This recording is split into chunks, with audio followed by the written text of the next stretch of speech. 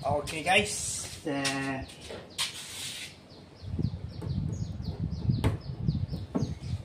cocok ni kita tekan je Dia payah sikit sebabnya dia ni di straight. Kalau yang original dia dia bengkok tu Ini dia masuk straight. Jadi dia wire dia tersangkut sikit Dia kena ejah-ejah lah wire dia masuk dalam ni. Okey, dan kita tekan je. Macam tu. Tu cabut dia punya ni.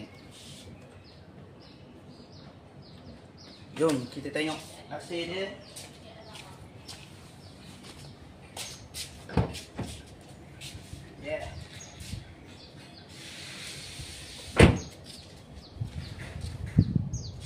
Jom guys.